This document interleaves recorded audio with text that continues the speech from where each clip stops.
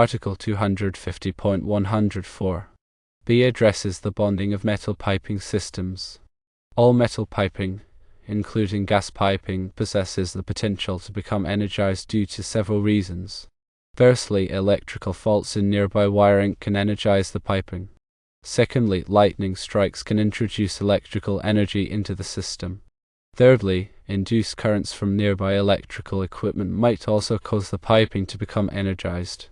The National Electrical Code Section 250.104 B mandates that metal piping that may become energized must be bonded.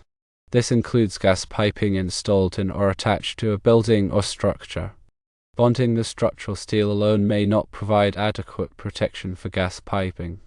This is because gas piping is typically supported by metal hangers and fasteners.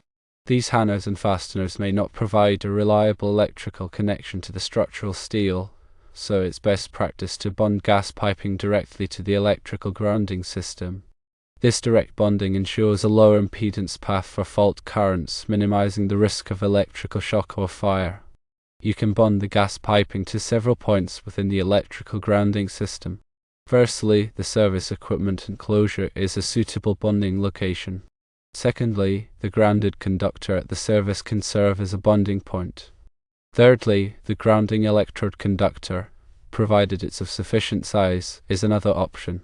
Fourthly, you can bond to one or more of the grounding electrodes used for the electrical system. The bonding jumper must be sized according to Section 250.122, using the rating of the circuit that may energize the piping system. Section 250.122 provides guidance on equipment grounding conductor sizing based on the overcurrent protective device rating for the circuit.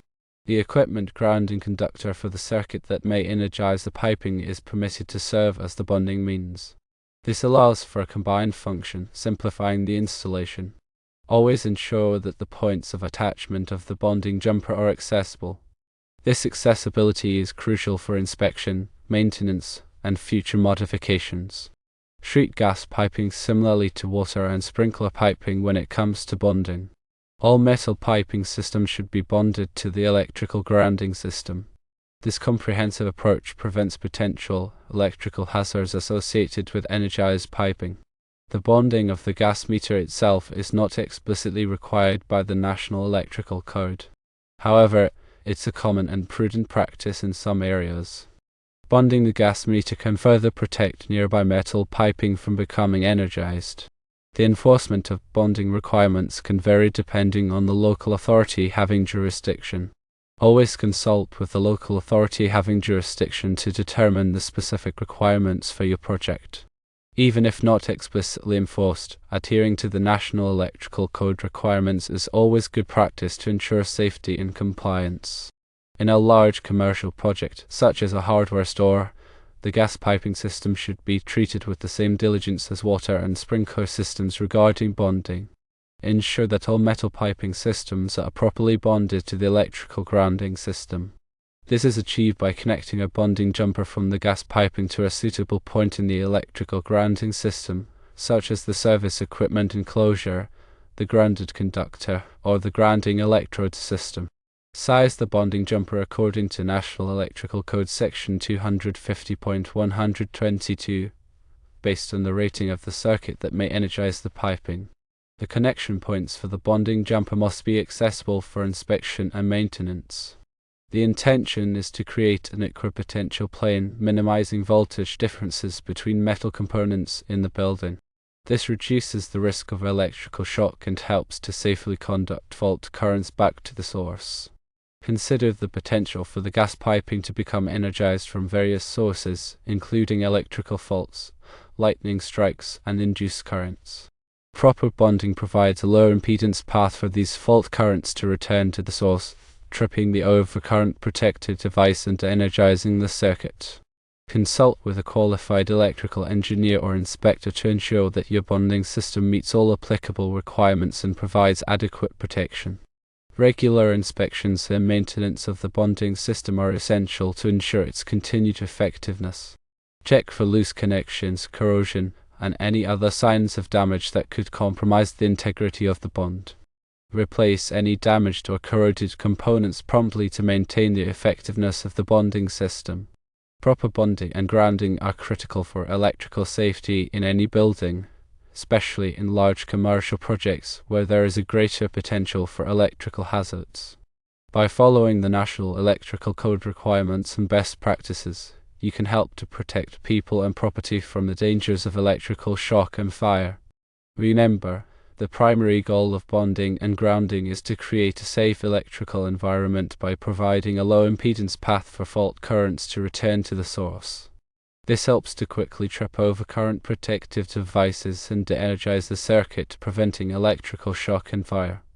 In addition to bonding metal piping systems, it's also important to bond other metal components in the building, such as structural steel, metal conduits, and metal enclosures. This helps to create an equipotential plane and minimize voltage differences between metal components. When bonding metal components, use appropriate bonding connectors and ensure that the connections are clean and tight. Remove any paint or corrosion from the surfaces to ensure a good electrical connection. The bonding jumper should be sized according to the National Electrical Code requirements based on the size of the circuit that may energize the component. Always follow the manufacturer's instructions for installing bonding connectors and jumpers. Proper installation is essential to ensure a reliable and effective bond. Regular inspections and maintenance of the bonding system are crucial to ensure its continued effectiveness. Check for loose connections, corrosion, and any other signs of damage that could compromise the integrity of the bond. Replace any damaged or corroded components promptly to maintain the effectiveness of the bonding system. Bonding and grounding are complex topics, and it's important to have a thorough understanding of the National Electrical Code requirements and best practices. If you have any questions or concerns, consult with a qualified electrical engineer or inspector. They can provide guidance and ensure that your electrical system meets all applicable requirements and provides adequate protection. Remember, electrical safety is paramount, and proper bonding and grounding are essential for protecting people and property from the dangers of electrical shock and fire. By following the National Electrical Code requirements and best practices, you can help to create a safe electrical environment for everyone. The size of the grounding electrode conductor is also critical. The size of the grounding electrode conductor must be sufficient to handle the available fault current. Refer to National Electrical Code Table 250.66 to determine the appropriate size of the grounding electrode conductor based on the size of the service entrance conductors. The grounding electrode conductor must be connected to a grounding electrode system that meets the requirements of National Electrical Code Article 250. Common grounding electrodes include ground rods, ground plates, and metal underground water pipes. The grounding electrode system must provide a low impedance path to ground for fault currents. The location of the grounding electrode system is also important.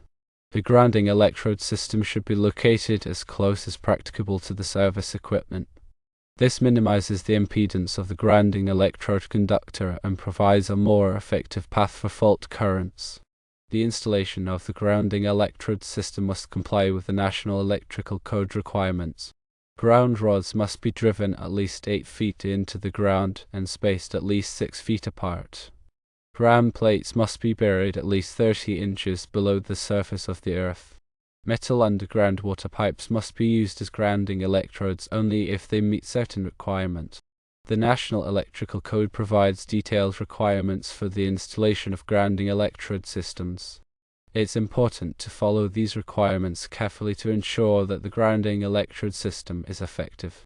Regular inspections and maintenance of the grounding electrode system are essential to ensure its continued effectiveness. Check for corrosion, loose connections, and any other signs of damage that could compromise the integrity of the grounding electrode system. Replace any damaged or corroded components promptly to maintain the effectiveness of the grounding electrode system. Grounding and bonding are critical for electrical safety, and it's important to have a thorough understanding of the National Electrical Code requirements and best practices. If you have any questions or concerns, consult with a qualified electrical engineer or inspector. They can provide guidance and ensure that your electrical system meets all applicable requirements and provides adequate protection. Electrical safety is paramount, and proper grounding and bonding are essential for protecting people and property from the dangers of electrical shock and fire. By following the National Electrical Code requirements and best practices, you can help to create a safe electrical environment for everyone.